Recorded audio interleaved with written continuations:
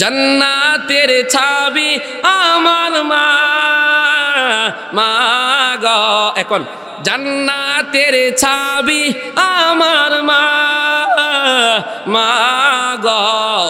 জান্নাতের ছাবি আমার মা। হাদিসের মধ্যে রাসূল বলে যে আল জান্নাতু তাহতা কদামিল উম্মাহাত।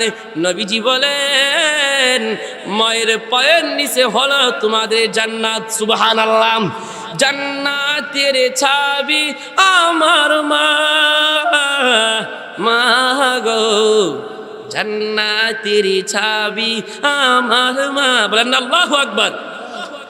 মা যার ঘরে নাই তার মতো দুঃখী নাই, খালা ফুফু মায়ের মতো না ও মা গো। জান্নাতের ছাবি আমার মা, জান্নাতের ছাবি আমার মা, মা গো। জান্নাতের ছাবি আমার মা। চিৎকার দিয়ে বলেন না সুবহানাল্লাহ। আল্লাহ নবীজি রাহমাতুল লিল আলামিন বলে সাবি একমাত্র এই কষ্ট তোমার আম্মা করেছে, এই জন্য খেদমত করলে এই প্রতিদান তুমি দিতে পারবা না। এখন বাড়িতে গিয়া তুমি তোমার আম্মার খেদমত করতে থাকো। সুবহানাল্লাহ। দ্বিতীয়বার যখন সাহাবী বললেন ইয়া রাসূলুল্লাহ, বলেন না খেদমত করবো কার? নবীজি আবার বললেন তোমার আম্মার। কারণ কি জানেননি, এই দুনিয়ার মধ্যে আসার সময়, ভূমিষ্ঠ হওয়ার সময় মায়ের যে একটা কষ্ট হয়েছে, পৃথিবীর সমস্ত কষ্ট যদি এক পাল্লা রাখা হয়, আর অন্যদিকে যদি মায়ের যে প্রসবের যে ব্যথা বেদনা, বাবারা হয়তো আমরা বুঝতাম না, আপনারা বুঝতেন না, ওয়াজ করলেও বুঝতেন না, কাজ হইতো না। যে সমস্ত মা বোনেরা আছেন গো, এই যে কষ্ট আছে, এই কষ্ট পৃথিবীর সমস্ত কষ্ট একদিকেই, আর এই কষ্ট একদিকে রাখলে আল্লাহর নবীজির কথা অনুযায়ী এই কষ্টের পাল্লাটা ভারী হয়ে যাবে। এই জন্য সাবি বাড়িতে গিয়া খেদমত করবা তোমার আম্মার। আবার বললেন রে সাবি, যদি খেদমত করতে চাও তৃতীয়বার তোমার আম্মার করবা। কারণ কি জানোনি, তুমি যখন দুনিয়াতে আসছিলা তখন 2টি বছর তোমাকে দুধ পান করাইছেন, যেই দুধটা না তিতা না মিঠা, এত আল্লাহু আকবার, এত শক্তি, এত প্রোটিন। আল্লাহর নবীর কথা অনুযায়ী যেই সন্তান মায়ের দুধ যত বেশি খাবে, এই সন্তান তত সাহসী হবে। সুবহানাল্লাহ। 2টি বছর পান করালেন মায়ের বুকের দুধ। বলেন না আল্লাহু আকবার। আর এই 2টি বছর পান করালেন মায়ের বুকের দুধ, খুলে বুকে নিয়ে আমায় দিলেন কতই সুখ। 2টি বছর পান করালেন মায়ের। আরে বাড়ি বাড়ি কররে মন, বিল্ডিং বিল্ডিং কররে মন, এই বিল্ডিং তো তোমার না। আরে আসল বাড়ি কবরেতে, আরে আসল বাড়ি গুরুস্থানে, সেই জায়গায় হবে ঠিকানা। আল্লাহুম্মা সাইয়্যিদিনা মাওলানা মুহাম্মদ ওয়া আলা আলি সাইয়্যিদিনা মাওলানা মুহাম্মদ মুহাম্মাদিন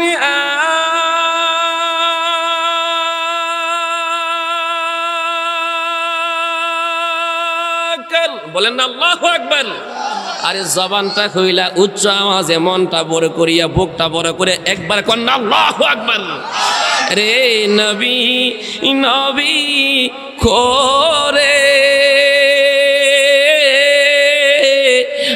আর কত কাল আমি কাঁদব, মুহাম্মদ আকাল কুফর কো মিটায়া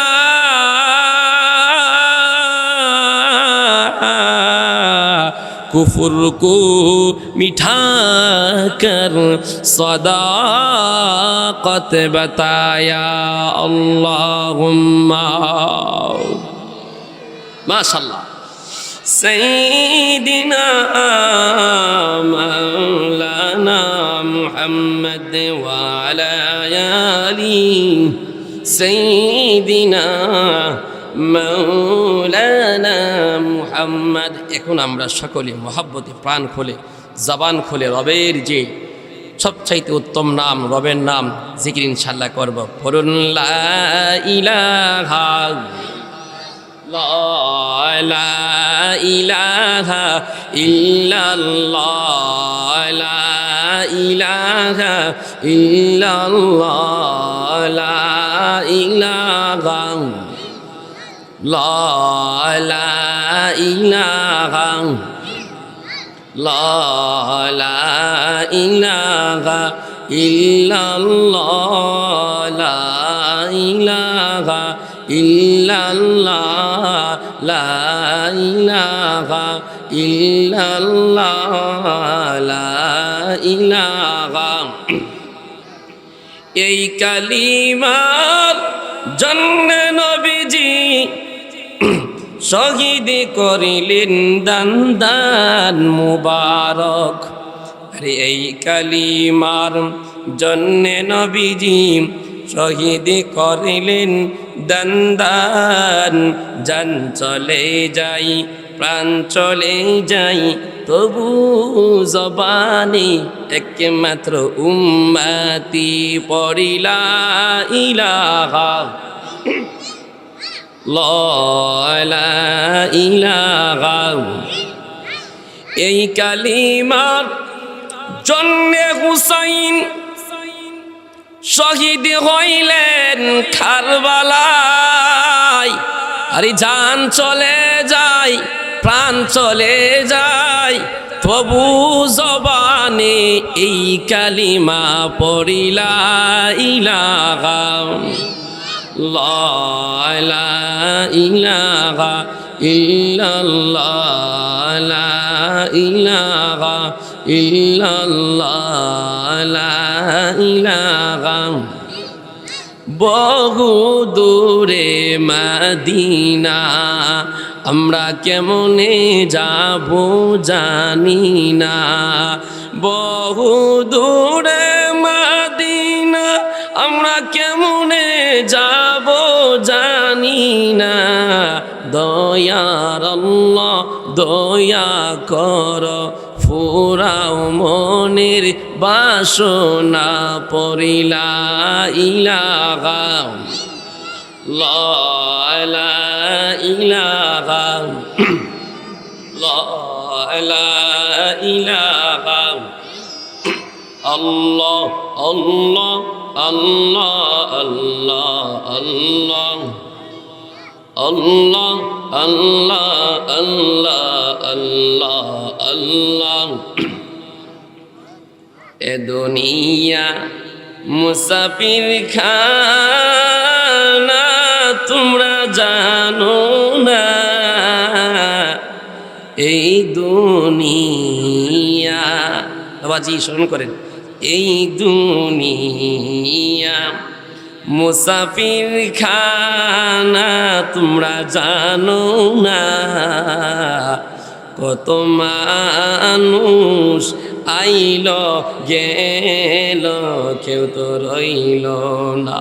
কত মানুষ আইল গেল কেউ তো রইল না। আল্লাহ আল্লাহ আল্লাহ আল্লাহ আল্লাহ আল্লাহ আল্লাহ আল্লাহ আল্লাহ আল্লাহ। লা ইলাহা ইল্লাল্লাহু মুহাম্মাদুর রাসূলুল্লাহ। সকলে পড়ি সাল্লাল্লাহু আলাইহি ওয়াসাল্লাম। সকলে একবার পড়ি আলহামদুলিল্লাহ। আচ্ছা বাবাজি, বন্ধুরা, ছোট্ট ভাইয়েরা, আপনারা যারা আছেন, আজকের এই যে ইদারাতুল কোরআন মাদ্রাসা ও এতিমখানা বসমতী সুলমাইন্দি বাটানা ঢাকার উদ্যোগে হাফিজ ছাত্রদের পাগড়ি প্রদান উপলক্ষে তৃতীয় বার্ষিকী ওয়াজ ও মাহফিল। তো আজকের এই মাহফিলটি হওয়াতে আপনারা খুশি না বেজার? সত্য খুশি তো? একটা হাসি দেন, দেখে একটা হাসি দেন। হালা শোনেন, খুশি হইলে আল্লাহ তাআলা আছে না আপনার আমার নিয়ামত আরো বাড়িয়ে দিবে। কন্যা সুবহানাল্লাহ। খুশি হয়ে একবার হাসি দিয়ে কন্যা আলহামদুলিল্লাহ। আল্লাহ তাআলা কোরআনে কারীমের সূরা ইব্রাহিমের 7 নম্বর আয়াতে ঘোষণা করে, যারা আমি আল্লাহ তাআলা পক্ষ থেকে নিয়ামত পাইব, শুকরিয়া আদায় করব, আমি আল্লাহ নিজে খুশি হইয়া তার নিয়ামতগুলো আরো বাড়িয়ে দিব। কন্যা সুবহানাল্লাহ। আর যারা নিয়ামত পাইবে রে, শুকরিয়া আদায় করবে না, যারা পৃথিবীর মধ্যে আল্লাহর পক্ষ থেকে নিয়ামত পাবে, এলাকার মধ্যে আজকে নুরানির বাগানটা পাইয়া যারা নারাজ, শুকরিয়া আদায় করে না, খুশি হয় না, আমার আল্লাহ বলে শুনো রে শুনো, ওয়ালা ইন কাফারতুম ইন্না আযাবি লাশাদীদ।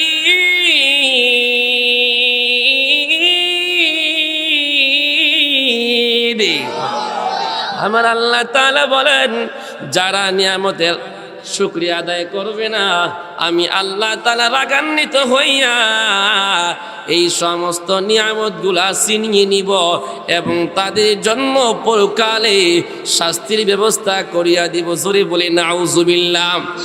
ওরে আমার বাবাজি, এই পৃথিবীর মধ্যে শুধু এই মাহফিলটা নিয়ামত না, আল্লাহ তাআলা যে আপনাকে দুইটা হাত দিয়েছেন তাহাও নিয়ামত। আল্লাহ তাআলা যে আপনাকে দুটা পা দিয়ে হাঁটি হাঁটি পা পা করে নিজের বাসা থেকে বের হইয়া এরপরে রাস্তা দিয়ে হাঁটিয়া এই মাহফিলে আসতে পেরেছেন, এই যে দুইটা পা দিয়েছেন এটাও একটা নিয়ামত। আল্লাহ তাআলা যে আপনাকে দুইটা কান দিয়েছি, কোরআন হাদিসের কথা শুনতে পেরেছেন। আমি আপনাদের সামনে কালামুল্লাহ শরীফ থেকে সূরা তাওবার 82 নম্বর আয়াত পাঠ করেছি, আর আপনারা এখানে বৈশা বৈশা শুনছেন। আমার নবী বলে, যে পড়েছে, তেলাওয়াত করেছে, যে শ্রবণ করেছে, আল্লাহ তাআলা আমাদেরকে সমান সওয়াব দান করে দিয়েছেন। শুধু তা নয় বাবাজিরা আমার, আমি এখানে বৈশা বৈশা যত আয়াত পড়ব, ইস্তাগফির লাহুম আও লা তাস্তাগফির লাহুম ইন তাস্তাগফির লাহুম 70 মাররাতান ফালা ইয়াগফিরাল্লাহু লাহুম যালিকা বিআন্নাহুম কাফারু বিল্লাহি ওয়া রাসূলি ওয়াল্লাহু লা ইয়াহদিল কওমাল ফাসিকিন ফারিহাল মুখাল্লাফুনা বিমাকআদিহিম খিলাফা রাসূলিল্লাহি ওয়া কারিহু আন ইউজাহিদু বিআমওয়ালিহিম ওয়া আনফুসিহিম ফি সাবিলিল্লাহি ওয়া ক্বালু লা তানফিরু ফিল হার কুল নারু জাহান্নাম আশাদ্দু হাল্লাহ লাউ কানু ইয়াফকাহুন। এরপরে فليضحكوا قليلا وليبكوا كثيرا جزاء بما كانوا يكسبون। যতটা অক্ষর পড়েছি আমি পড়লাম, আর মাইকের আওয়াজ যাদের কানে পৌঁছতেছে, যারা সুন্দর করিয়া মনোযোগ দিয়া শুনতেছেন, আল্লাহ নবীজির কথা মিথ্যা না রে বাবা। নবীজি বলে, যেই ব্যক্তি পড়তেছে প্রত্যেকটা হরফের বিনিময়ে যে শুনবে পড়বে, ওদের আমল নামাতে আল্লাহ তাআলা এক একটা অক্ষরের বিনিময়ে 30টা করিয়া সওয়াব লিখে দিয়েছে। সারাটা দিন রিকশার মধ্যে বসে বসে আপনি 30টা সওয়াব আপনি অর্জন করতে পারেন নাই, কিন্তু আজকে ইদারাতুল কোরআন মাদ্রাসার মাহফিলে আইসা মাত্র আধা ঘন্টার সময় বইসা আপনি একটা অক্ষর না, দুইটা অক্ষর না রে বাবা, তিনটা না, প্রায় আধা ঘন্টা 1 ঘন্টা আলোচনার মধ্যে যত আয়াত আসবে, যত আমি পড়ব আর আপনারা যা শুনবেন, আল্লাহ তাআলা কোরআনে কারিমে বলে, এরে পৃথিবীর মানুষ শুনো, ওয়া ইযা কুরিআল কুরআনু ফাসতামিউ লাহু ওয়া আনসিতু লাআল্লাকুম তুরহামুন।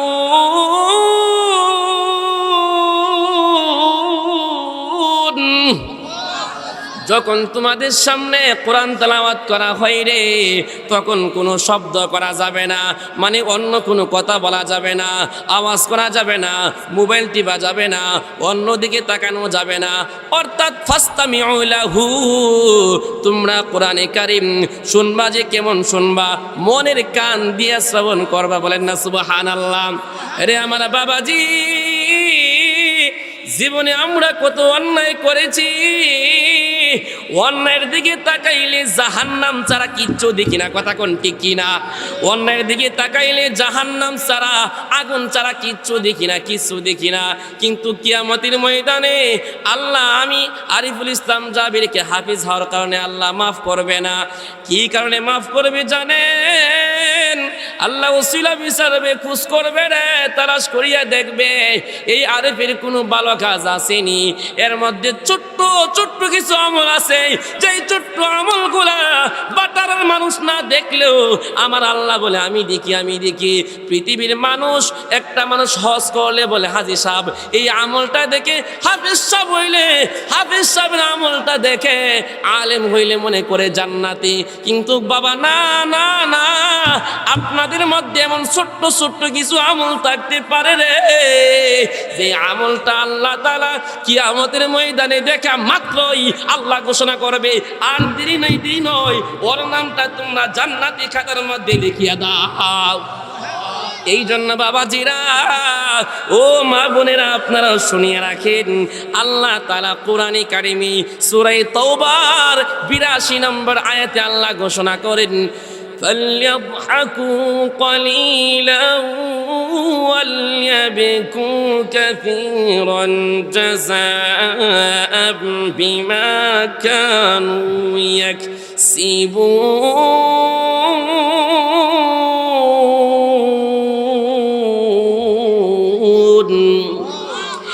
আয়াতের অর্থ হইল, রব্বি কারীম বলে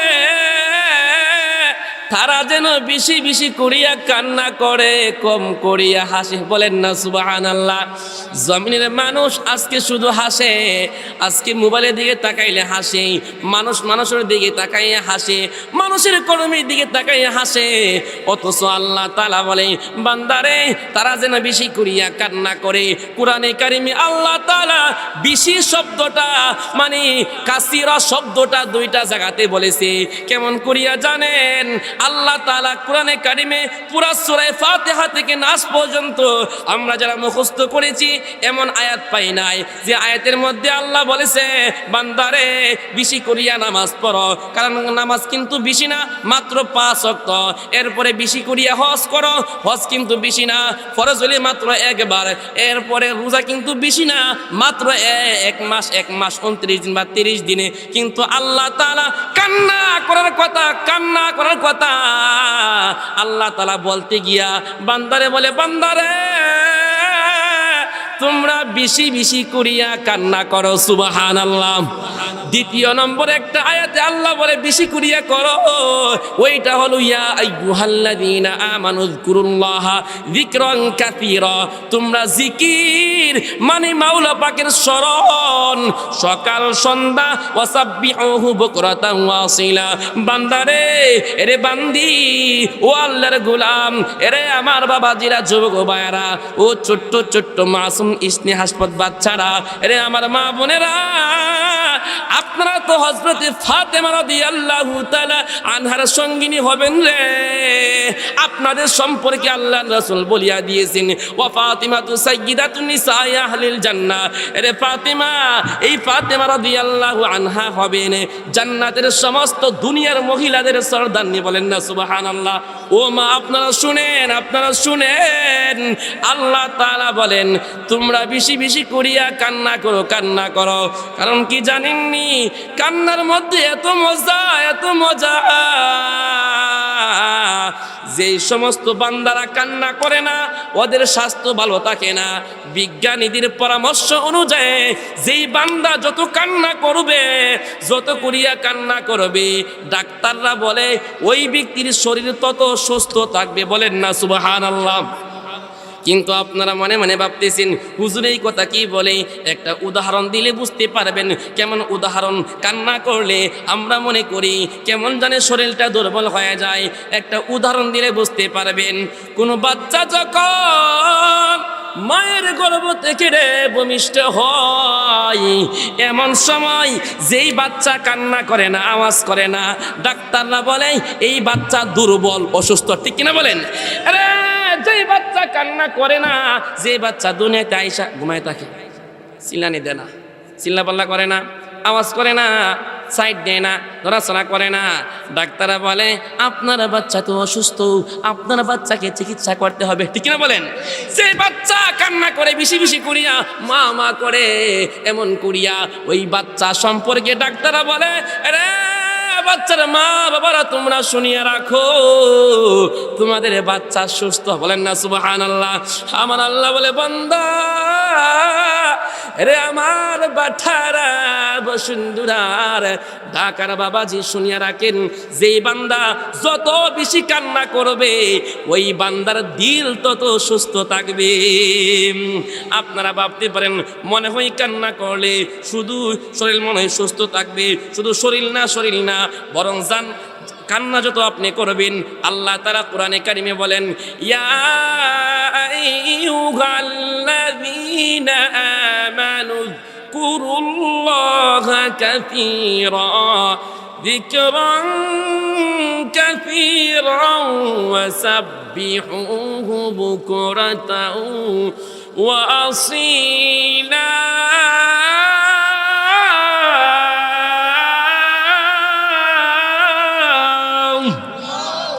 সকাল সন্ধ্যা জিকির করো, স্মরণ করো এই কান্নার কথাটা।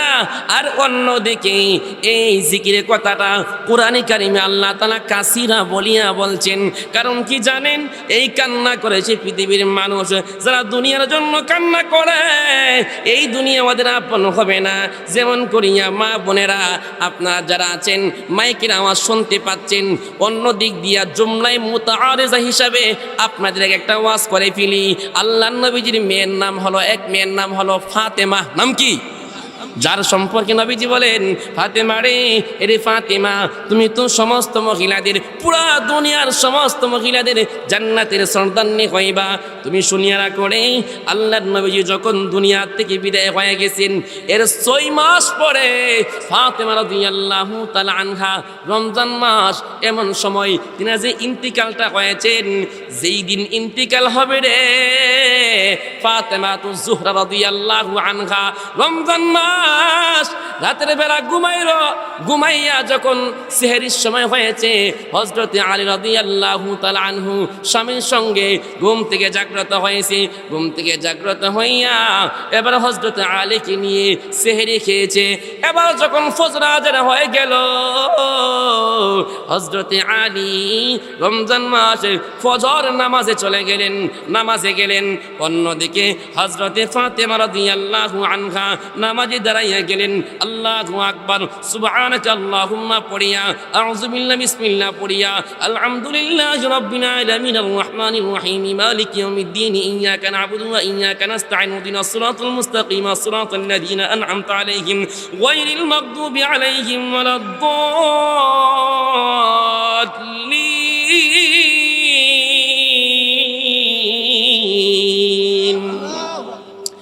এইদিকে ফাতেমা রাদিয়াল্লাহু আনহা নামাজ শেষ করিয়া নামাজের বিছানা সুন্দর করিয়া গুছাইয়া টেবিলের উপরে রাইখা রান্না করে চলে গেছে।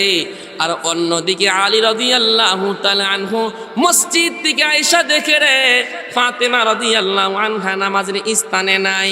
এবার টেনশনে পড়ে গেছেন হযরতে আলী, মনে মনে ভাবতেছি বুঝলাম না, আমার স্ত্রী ফাতেমা আমার সংসারে আসার পরে কোনদিন ফজর নামাজের পরে ইশরাক না পড়িয়া নামাজের বিছানা গুছাই না, আজকে বুঝতে পারলাম না নামাজের স্থানে নাই কেন, কোথায় গেল রে, কোথায় গেল?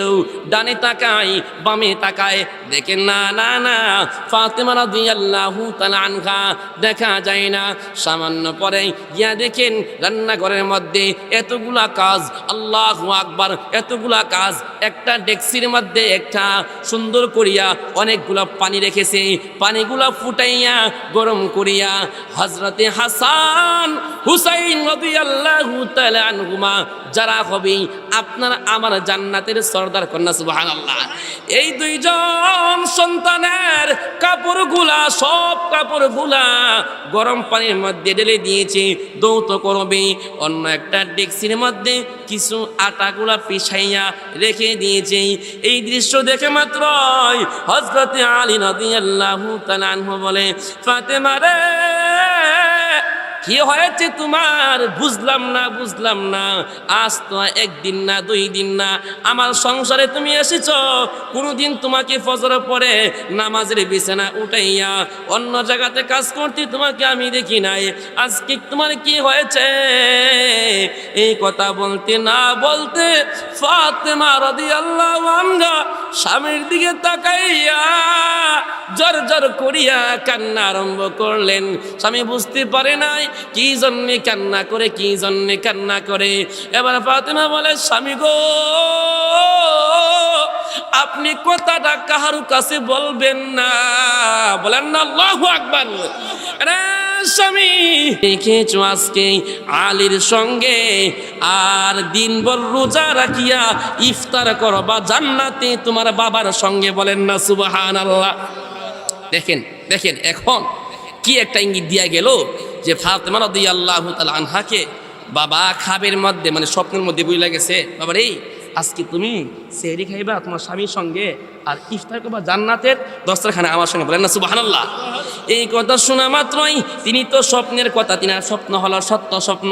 হাদিসের মধ্যে আসছে যারা আল্লাহর নবীজিকে স্বপ্ন দেখবে ওদের স্বপ্নটা সত্য স্বপ্ন হবে, বলে সুবহানাল্লাহ। কারণ আল্লাহর নবীজির সূরত আকৃতি কোনো শয়তান ধরতে পারে না। আমরা স্বপ্ন দেখি, বিল্ডিং দেখি, বাড়ি গাড়ি দেখি, কত কিছু দেখি, দুনিয়া দেখি, কিন্তু না রে না, হযরতে ফাতেমা রাদিয়াল্লাহু আনহা তিনি তিনার বাবার যে কথাটা শোনা মাত্রই ফজর নামাজ পড়িয়ে চিন্তা করলেন, যদি আজকে হাসান হুসাইন জানতে পারে আমি মা চলে যাব রে, এখন তারা তো কান্না করবে। এই কথাটা হযরত হাসান হুসাইন যদি না শুনে স্বামীর কাছে বলে, স্বামী গো, এমন করি হাতটা দেন না, দেখি হাতের মধ্যে হাত রাখা বলে, স্বামী আপনার কাছে আমার 3টা ওসিয়তগুলো আমি বলতেছি। ফাতেমা রাদিয়াল্লাহু তাআলা আনহার কেমন ওসিয়ত দেখেন। 1 নম্বরে কথা হইল, যেহেতু আজকে আমি দেখেছি আমার বাবা আয়েশা আমাকে বলল জান্নাতের মধ্যে ইফতার করতে, অতএব বোঝা গেল আমি আজ আর থাকবো না। আপনি একটা কাজ করিন, আমি যখন দুনিয়া থেকে চলে যাব রে, প্রথম নম্বর কথা হইল আমি চলে যাওয়া মাত্রই মাইক দিয়ে সার্ভিস করিয়েন না, এলান দিয়েন না, রাতারাতির মধ্যে আমাকে আপনারা দাফন করিয়া দিয়েন, বলেন না সুবহানাল্লাহ।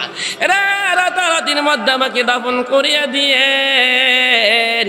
কারণ কি জানেননি, যদি আজকে আপনারা এলান দেন আর সমস্ত মানুষ জমায়েত হয়, যদি আমি ফাতেমার লাশটা অন্য কোনো পরপুরুষ দেখে রে দাফন করার সময়, তাহলে লোকটা বুঝতে পারবে নবীর মেয়ে ফাতেমা কেমন লম্বা ছিল, কতটুকু খাটু ছিল, কেমন মোটা ছিল, একটা আন্দাজ করতে পারবে, আইডিয়া করতে পারবে।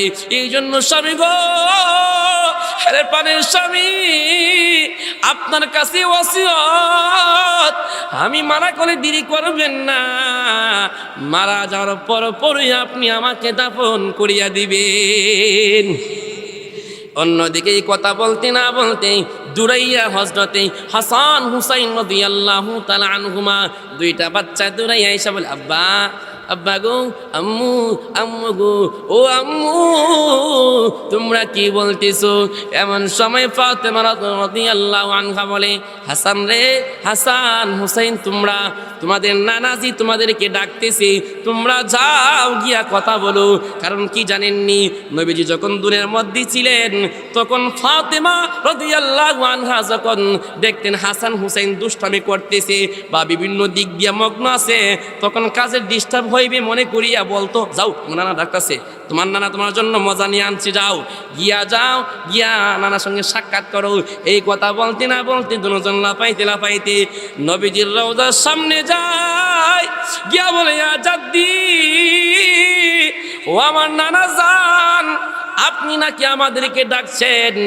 শাহ আশরাফ আলী থানভী রহমাতুল্লাহ আলাইহি কিতাবের মধ্যে লেখেন, আল্লাহর নবীজি সাল্লাল্লাহু আলাইহি সাল্লাম হাসান হুসাইনের কণ্ঠ শুনিয়া সুন্দর করিয়া তাদের সঙ্গে কথা বলেছেন। কথা বলার ফাঁকে আল্লাহর নবীজি হাসান হুসাইন রাদিয়াল্লাহু তাআলা আনহুমাকে বলে, হাসান হুসাইন রে, তোমরা আমার কাছে আসছো, শুনো, এখানে আর বৈশা তাইকো না, এখন ঘরে যাও, ঘরে গিয়া তোমরা তোমাদের আম্মার চেহারার দিকে তাকাইয়া তাকো। বলেন না আল্লাহু আকবার।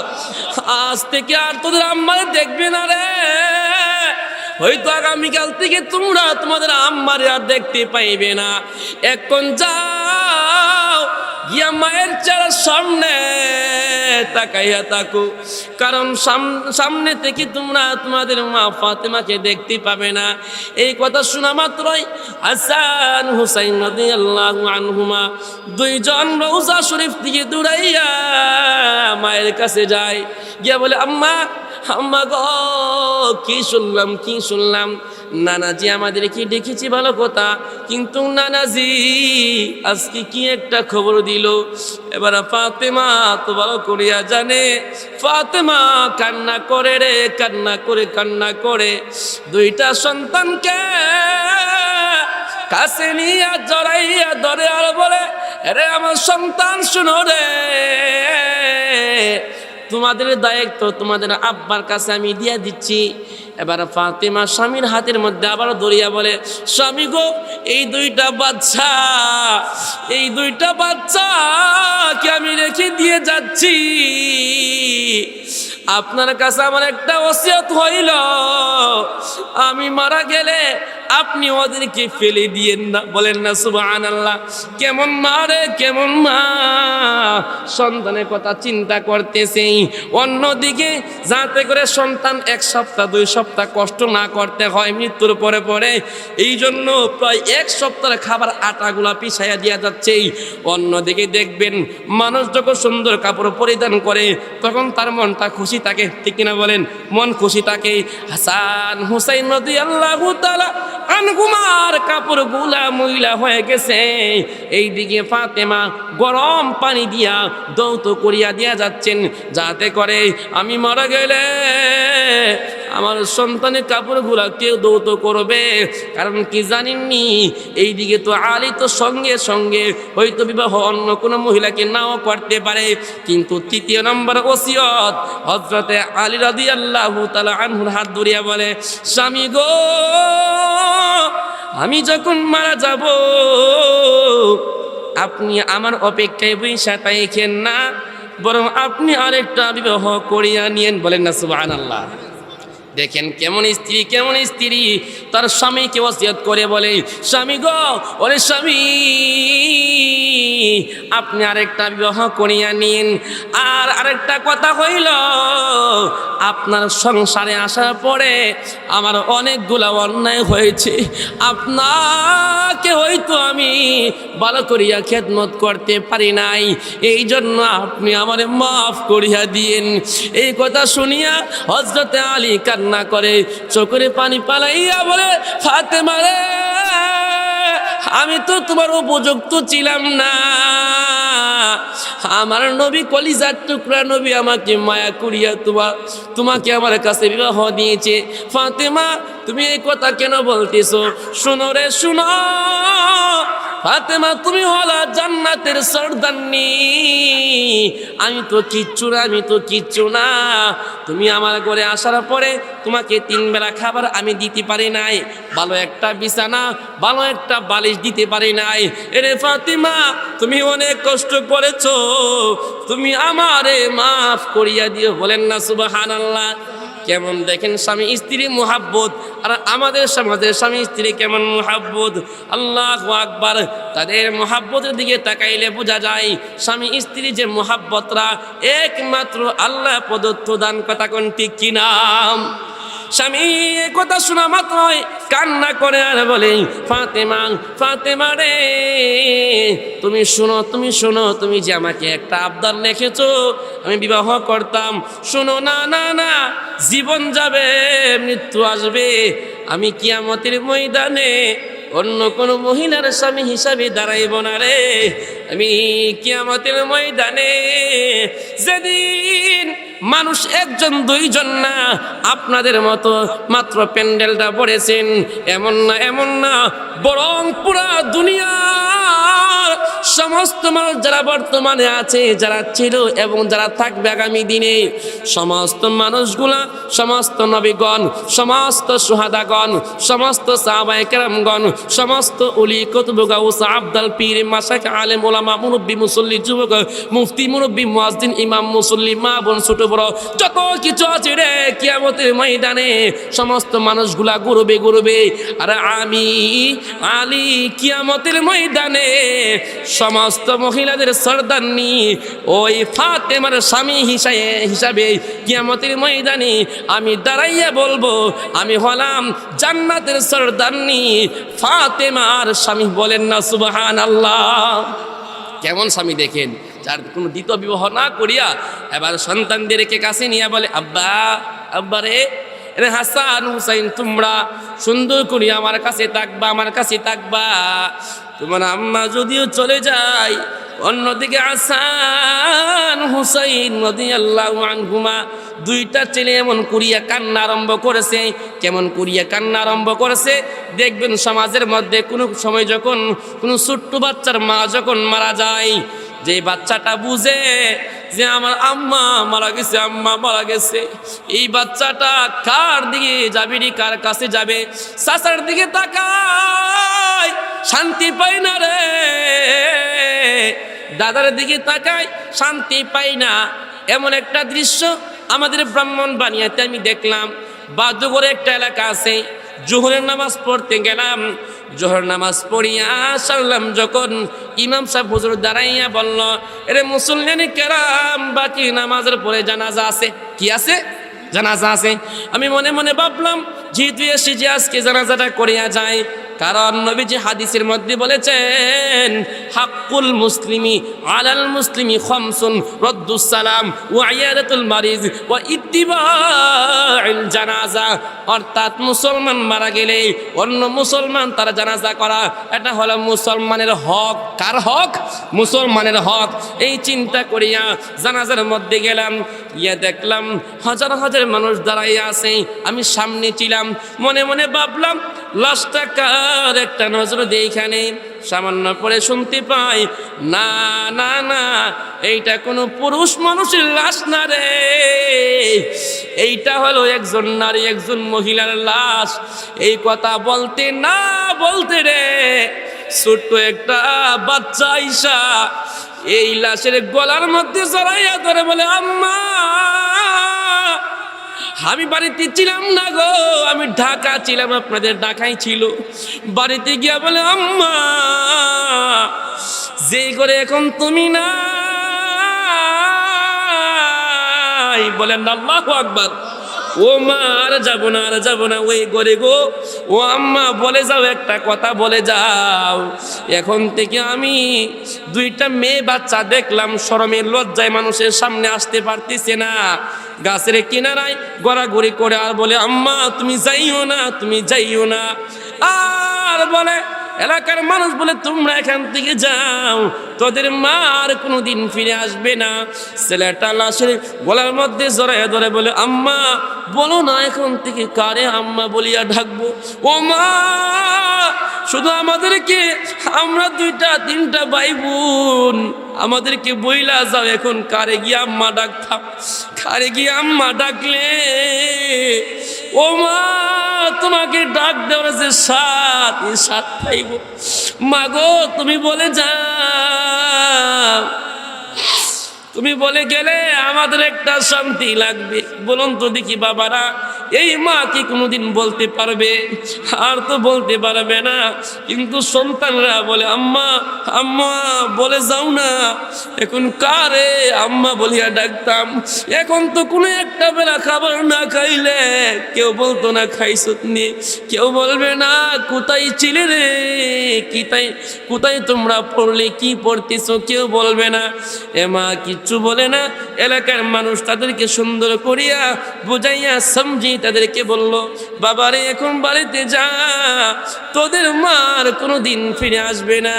এই জন্য বাবাজিরা আমার, একটা হাদিসের মধ্যে এসেছে, আল্লাহ নবীজি রাহমাতুল লিল আলামিনের একজন সাহাবী, নবীজি বসা আছেন, সাহাবী দূরাই আসছে, আয়েশা বলে, মান আহাক্কুন নাসি বিহুসনি সাহাবাতি।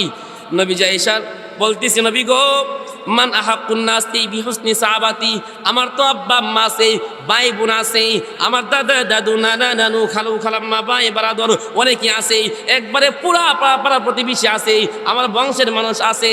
আমি যে শহরে থাকি, শহরের মধ্যে অনেক ভাই বন্ধু আছে। এখন নবী গো বলেন না আমারে, আমি কার খেদমত করব? নবী বললে, সাহাবী রে, এরে সাহাবী শুনো,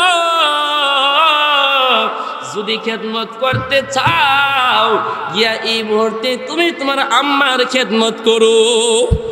বাবাজি এই সাহাবী কি বললেন জানেন? এই সাহাবী এই মুহূর্তে বাড়িতে না গিয়া আবার বলে, ক্বালা সুম্মা আইয়ুন, সাহাবী বলে, ইয়া রাসূলুল্লাহ, আবার বলেন না খেদমত করব কার? নবীজি বলে, ক্বালা উম্মুকা, তোমার আম্মার। এই সাহাবী এরপর বাড়িতে যায় না, আবার বলল, ইয়া রাসূলুল্লাহ, ইয়া হাবিবাল্লাহ, বলেন না খেদমত করব কার? নবীজি আবারও বললেন, তোমার আম্মার। বলেন না সুবহানাল্লাহ। এবার যখন চতুর্থবার এই সাহাবী সামান্য একটু গিয়ে আবার আয়েশা বলতেছে, ইয়া রাসূলুল্লাহ, এখন শেষমেশ, একবারে শেষবারের কথা সমাপ্ত দিয়া দিন হুজুর, কন্যা যে এখন খেদমত করবো কার? নবীজি বলেন, ক্বালা আবুকা, তোমার আব্বুর। বলেন না সুবহানাল্লাহ। এখন কথা হইল, এরে আমার বাঠারা, এরপরে আমার বসুমতী এলাকার বাবাজি বন্ধুরা যারা আছেন, মা বোনেরা, 3বার নবীজি বলল মায়ের কথা। কার কথা? মায়ের কথা। আর একবার বললেন আব্বার কথা। কেন বললাম? আল্লাহ তাআলা কোরআনে কারিমে বলেন, ووصينا الإنسان بوالديه حملته أمه وهنا على وهن وفصاله في عامين।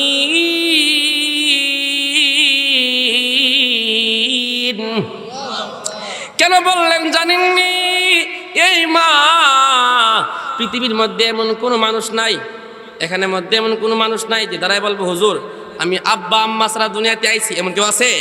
এমপিও পারবে না, মন্ত্রীও পারবে না, বড় হুজুর, খতিব সাহেব, ইমাম সাহেব, মুয়াজ্জিন সাহেব, মুফতি সাহেব, আলেম সাহেব, বক্তা সাহেব শুনেন, কেউ বলতে পারবে না আমি দুনিয়ার মধ্যে আমি আকাশ থেকে পড়ে গেছি, এই কথা বলতে পারবে না। জমিন থেকে আমি লাফ দিয়া উঠলাম, এমন কথাও বলতে পারবে না। বরং পুরা পৃথিবীর মধ্যে যত মানুষ আপনারা দেখতে পাচ্ছেন, সমস্ত মানুষ এসেছে আব্বা আম্মার মাধ্যমে। কথা বলেন ঠিক কিনা? পৃথিবীর মানুষ সবাই এসেছে আব্বা আম্মার মাধ্যমে। এবার নবীজি বলে, তোমার আম্মা তোমাকে 10 মাস 10 দিন গর্ভে রেখেছেন। যখন তুমি তোমার আম্মার মায়ের গর্ভে ছিলা, এমন সময় তোমার আম্মা বেড়াতে যাবে, ইচ্ছা করেছে, যাইতে পারে নাই তোমার কারণে। তোমার আম্মা পাশের বাড়িতে যাইবে, পাশের বাসাতে গিয়া ও তার যে একটা বোন আছে, চাচাতো বোন, খালাতো বোনকে দাওয়াত দিবে। তোমার কারণে তোমার মা মার্কেটও যাইতে পারে নাই রে, তোমার খালামুনি বাসায় যাইতে পারে নাই, তোমার নানার বাসায় যাইতে পারে নাই, তোমাকে নিয়ে যখন তোমার মা হাঁটতো হঠাৎ করিয়া তুমি মায়ের পেটের মধ্যে লাথি মারতা, এবার তোমার মা সহ্য করতে না পাইরা সুন্দর করিয়া বসে যাইতো। আমার যখন রে তুমি যখন তোমার মায়ের গর্ভের মধ্যে বসা অবস্থায় লাথি মারতা, তোমার মা দাঁড়াইয়া যাইতো, তোমার মা যখন শুইয়া থাকতো রে, এমন সময় তুমি হালকা যখন নড়াচড়া করতা রে, তোমার মায়ের কষ্ট হইতো। তোমার মা রাত 3টার সময় যখন পৃথিবীর সমস্ত মানুষগুলা ছেলে সন্তান নিয়া বিবি বাচ্চা নিয়া আরামে ঘুমায়া যায়, গাছ গাছালি পাক পাকালি পশু পাখিরা যখন বাঘ ভাল্লুক যখন ঘুমায়া যায়, এমন সময় রাত 3টা বাজে তুমি যখন তোমার মায়ের পেটের মধ্যে লাথি মারলা রে, তোমার মার ঘুম তো হারাম হয়ে গেছে, ঠিক রকম। এবার মা ওইটা বসে রইছে, কি করবে? কলিজার টুকরা সন্তান, এই সন্তান তো এখন গর্বে আছে, এই সন্তানকে দেখার জন্য কত কষ্ট কত কষ্ট, মা ঘুমায় না। রাত 3টা বাজে ঘরের সামনে উঠান উঠান অথবা ছাদ বলেন, আপনার এলাকার মধ্যে ছাদ আছে, ছাদের মধ্যে মা একা একা হাঁটতেছে। কেন জানেননি? একমাত্র স্বপ্ন হইল কলেজার টুকরা সন্তান আসতেছে। বলেন না আল্লাহু আকবার। স্বপ্ন আসতেছে রে, আমার কলিজা আমার পেটের মধ্যে আছে, এই কলিজাকে নিয়ে এবার মা হাঁটা চলাফেরা করে, মা ঘুমায় না। স্বামী বলে, কি হয়েছে তোমার? তুমি দি ঘুমাও না, কি হয়েছে? এবার স্ত্রী বলে, এ প্রাণের স্বামী, আপনি জানেন নাকি আমার গর্ভে আমার সন্তান আপনার সন্তান, এই সন্তানকে দেখা না পর্যন্ত আমার ঘুম হবে না। দুনিয়ার মধ্যে যখন এই সন্তান আসে, পুরা 10 মাস 10 দিন কম বেশি আছে, পুরাটার সময় মাকে যে কষ্ট দিয়েছো, এই কষ্ট পৃথিবীর কোনো এমপি দেই নাই, তোমার আব্বাও দেই নাই, তোমার দাদাও দেই নাই, তোমার দাদিও দেই নাই, তোমার নানাও দেই নাই, তোমার বন্ধুও দেই নাই, একমাত্র দিয়েছে একজন, তিনি কে? মা। কে? সেটা কোন না কে দিয়েছে? জান্নাতের ছাবি আমার মা, মা গো। এখন জান্নাতের ছাবি আমার মা, মা গো, জান্নাতের ছাবি আমার মা। হাদিসের মধ্যে রাসূল বলে যে আল জান্নাতু তাহতা কদামিল উম্মাহাত, নবীজি বলেন মায়ের পায়ের নিচে হলো তোমাদের জান্নাত। সুবহানাল্লাহ। জান্নাতের ছাবি আমার মা, মা গো, জান্নাতের ছাবি আমার মা। বলেন আল্লাহু আকবার। মা যার ঘরে নাই তার মতো দুঃখী নাই, খালা ফুফু মায়ের মতো না, ও মা গো, জান্নাতের ছাবি আমার মা, জান্নাতের ছাবি আমার মা, মা গো, জান্নাতের ছাবি আমার মা। চিৎকার দিয়ে বলেন না সুবহানাল্লাহ। আল্লাহ নবীজি রাহমাতুল লিল আলামিন বলে, সাবি একমাত্র এই কষ্ট তোমার আম্মা করেছে, এই জন্য খেদমত করলে এই প্রতিদান তুমি দিতে পারবা না। এখন বাড়িতে গিয়া তুমি তোমার আম্মার খেদমত করতে থাকো। সুবহানাল্লাহ। দ্বিতীয়বার যখন সাহাবী বললেন, ইয়া রাসূলুল্লাহ, বলেন না খেদমত করব কার? নবীজি আবার বললেন, তোমার আম্মার। কারণ কি জানেননি? এই দুনিয়ার মধ্যে আসার সময়, ভূমিষ্ঠ হওয়ার সময় মায়ের যে একটা কষ্ট হয়েছে, পৃথিবীর সমস্ত কষ্ট যদি এক পাল্লা রাখা হয়, আর অন্যদিকে যদি মায়ের যে প্রসবের যে ব্যথা বেদনা, বাবারা হয়তো আমরা বুঝতাম না, আপনারা বুঝতেন না, ওয়াজ করলেও বুঝতেন না, কাজ হইতো না। যে সমস্ত মা বোনেরা আছেন গো, এই যে কষ্ট আছে, এই কষ্ট পৃথিবীর সমস্ত কষ্ট একদিকেই, আর এই কষ্ট একদিকে রাখলে আল্লাহর নবীজির কথা অনুযায়ী এই কষ্টের পাল্লাটা ভারী হয়ে যাবে। এই জন্য সাহাবী বাড়িতে গিয়া খেদমত করবা তোমার আম্মার। আবার বললেন রে সাবি যদি খেদমত করতে চাও তৃতীয়বার তোমার আম্মার করবা। কারণ কি জানোনি, তুমি যখন দুনিয়াতে আসছিলা তখন 2 বছর তোমাকে দুধ পান করাইছেন, যেই দুধটা না তিতা না মিঠা, এত আল্লাহু আকবার, এত শক্তি, এত প্রোটিন। আল্লাহর নবীর কথা অনুযায়ী যেই সন্তান মায়ের দুধ যত বেশি খাবে এই সন্তান তত সাহসী হবে। সুবহানাল্লাহ। 2 বছর পান করালেন মায়ের বুকের দুধ, বলেন না আল্লাহু আকবার। আর এই 2 বছর পান করালেন মায়ের বুকের দুধ, কোলে বুকে নিয়ে আমায় দিলেন কতই সুখ। 2 বছর পান করালেন মায়ের বুকের দুধ, কোলে বুকে নিয়ে আমায় দিলেন কতই সুখ। ওই ছেলে যে ওই মায়েকে মন্দ কথা বলে, মা কেন এত দামি জানে না সকলে, বলেন আল্লাহু আকবার। এই শুনেন, কোরআনে কারিমে একটা আয়াত আছে, বলতেছি। আয়াতটা হলো সূরা বনী ইসরাঈলের 23 নম্বর আয়াত। আল্লাহ কোন জায়গাতে এই আয়াত বলছে না। কেমন আয়াত জানেন? আল্লাহ তাআলা কোনদিন আল্লাহর নবীরে রব বলছে না। বলুন তো দেখি, রব একজন, তিনি কে? আল্লাহ। কিন্তু এই আয়াতের মধ্যে আল্লাহ তাআলা এত মায়া করিয়া এই দ্বিতীয় একজন রব বলেছে।